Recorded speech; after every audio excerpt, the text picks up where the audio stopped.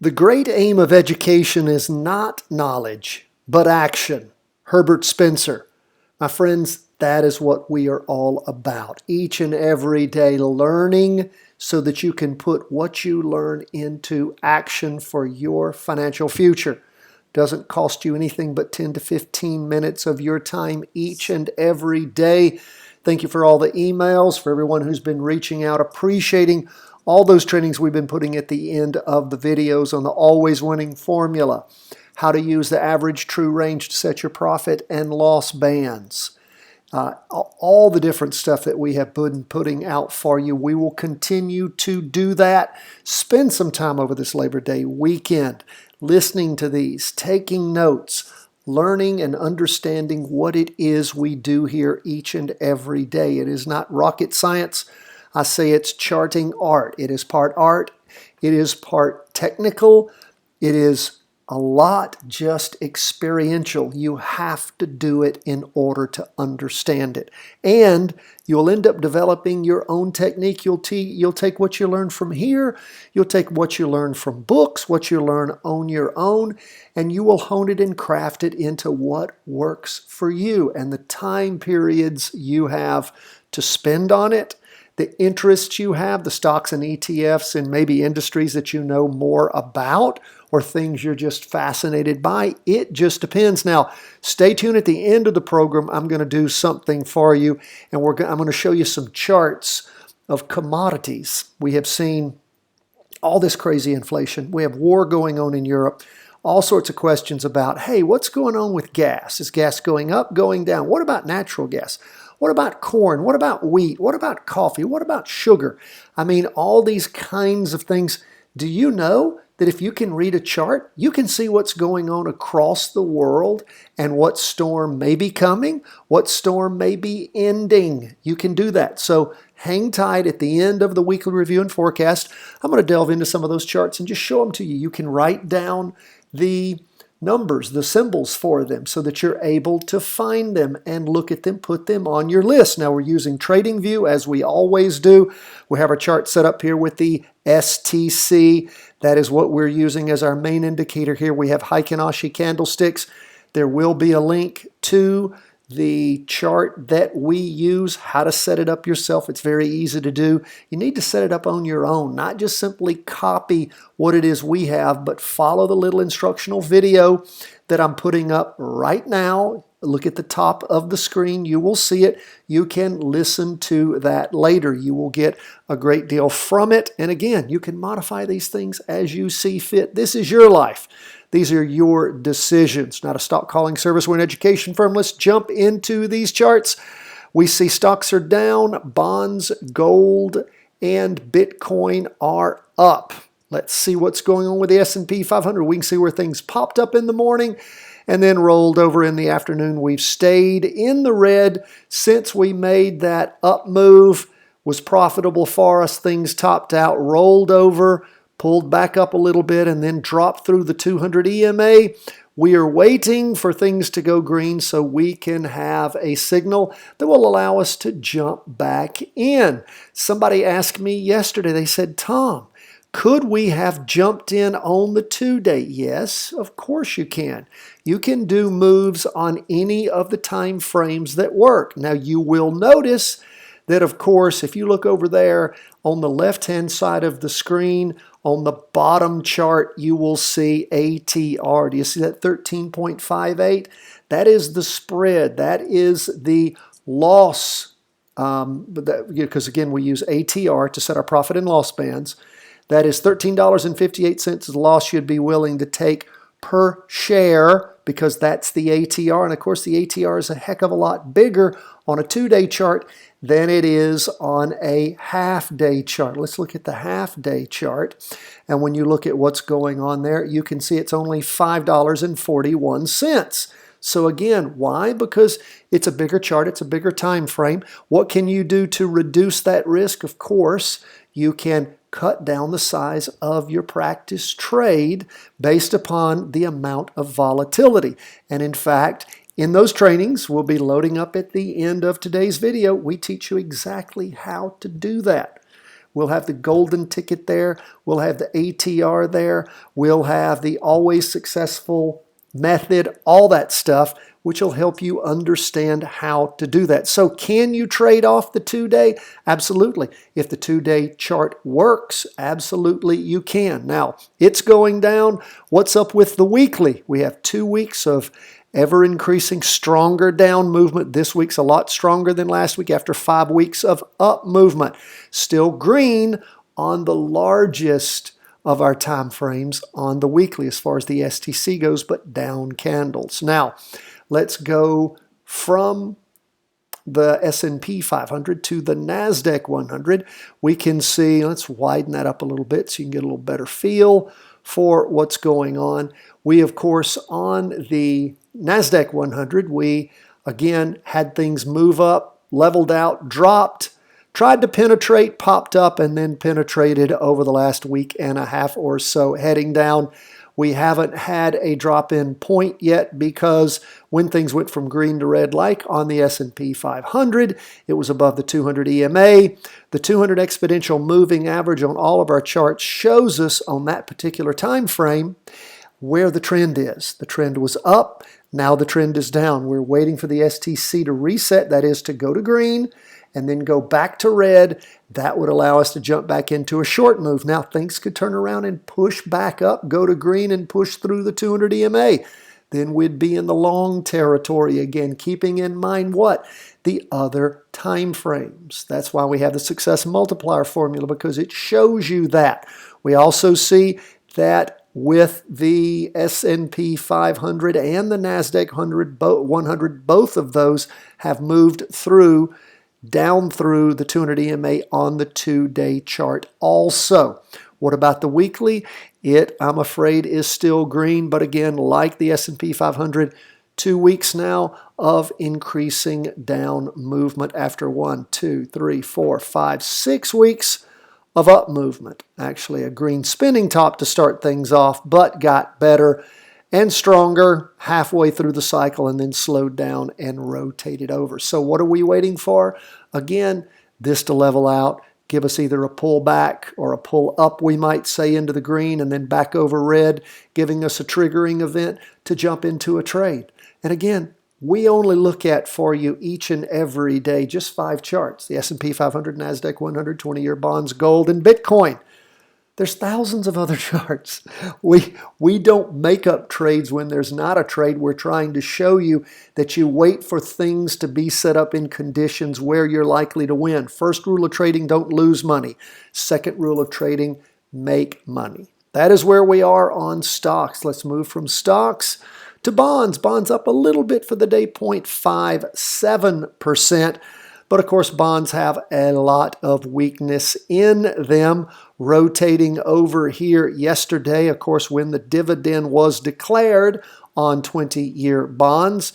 And of course, sliding out to the side a little bit, up a little bit. But of course, we see that the STC is still moving down. We talked about a triggering event yesterday to jump into a trade. On the 2-day, of course, it rotated over, going down on that 2-day candle on the 19th of August.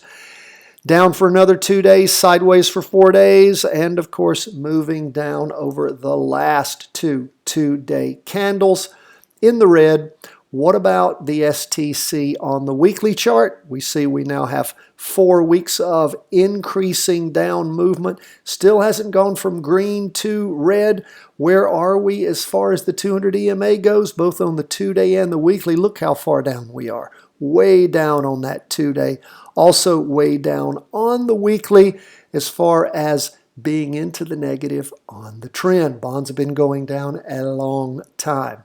So we did initiate yesterday. It's not on this chart, but we did initiate a move heading down with this crossover from green to red on the STC. We'll continue to watch and see how that continues to move through. Of course, we were cognizant of the fact that we had a dividend declared on that day. That's where we are on bonds. Let's look at gold. Where are we on gold? Gold is moving up for the day, 0.88%. It was our biggest gainer for the day. And we saw it up in the morning, not quite as far up in the afternoon, still red on the STC. We're hoping to have things reset if gold's going to keep going down for it to roll back over and allow us to jump in. We did take a chunk out of that first, the 2 moves ago when it headed down. Did not have a trigger to let us get into this one. That is okay. You don't have to have every single time things change a jumping in point. We'll take the chunk out of the middle when it works and everything lines up. Now, we'll continue to keep an eye on gold. It is red on the STC on the half day. It is red on the STC on the 2-day here over about, 6 days now. And on the weekly, it has been red for a while. We had one indecisive, sort of the end of the last bottom where things bounced off the 200 EMA. We had a week there, rather indecisive, a green spinning top, almost a doji. Then up for 2 weeks, and for the last 3 weeks, increasing down moves, piercing the 200 EMA, at least with the wick this week. We'll see where gold is gonna go. That's where we are on gold, like we said, up for the day on Friday, but overall, a lot of downward momentum. Lastly, we'll go to Bitcoin. Go to our favorite XBTF, the Van Eck Bitcoin Strategy ETF. This is a closed-end future, a short-term future. And what do we see going on with it? Well, it ended up for the day 0.47%. Where is Bitcoin? It is sort of languishing, bottoming out again, right around the point where it has hit before. And we will just continue to keep an eye on it, see, is it going to find a bottom here and then really sort of consolidate and move up? It's red on the STC. We don't know. What about the 2-day? Same kind of thing, hitting around. Now you look at this prior bottom, somewhere around that 1830 mark or so. We'll see if it gets down to there. Hopefully, Bitcoin will be ending its drop sometime in the not too distant future and start moving up. 3 weeks of accelerating down movement on this weekly chart. So it's got some bottoming to do, and hopefully it'll be doing that when it does start to move up.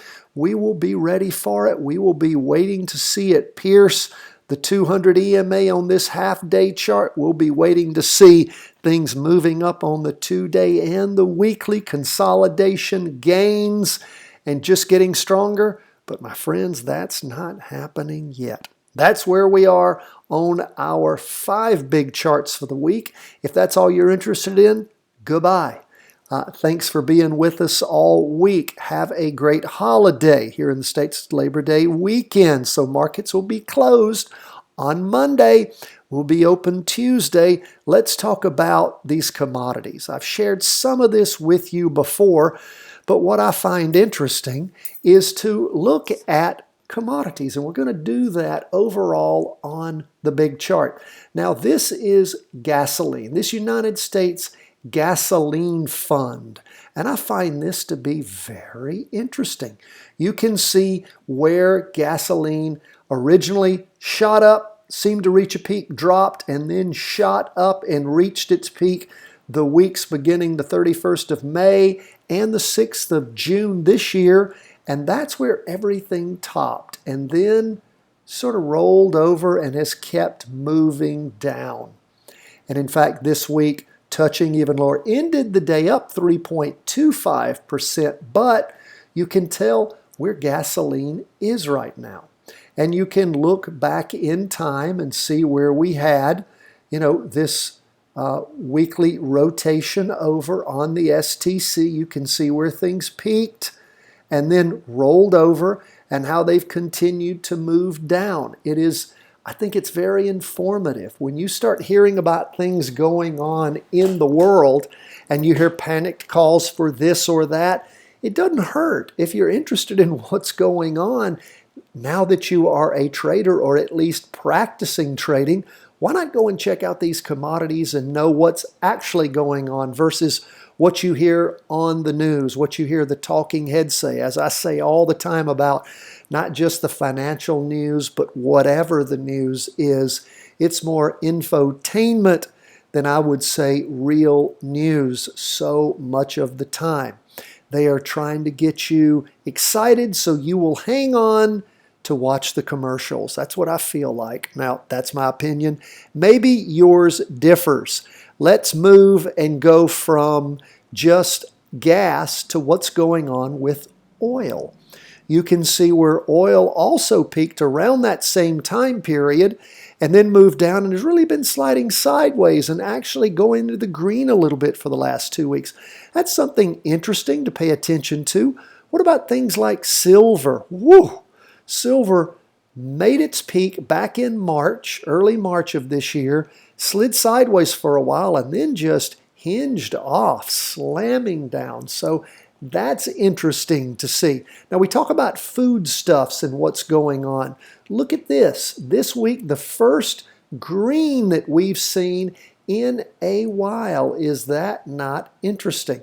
We can see where wheat just knocked up to the latest high. I mean, just jamming all the way up to $12.75 a share, and now is down to $8. Actually dropped all the way down to the most recent low of $7.63, hitting right down there on that 200 EMA. Before that run-up really started, where were we? Well, we can look back to, around $6, $6.30, and then jamming up to almost $8 and then down, and then that $12.75 high, and then sliding sideways, popping up again, not quite as high, and then dropping off, but starting to gain. So keep an eye on that as we move into winter with the war in Ukraine going.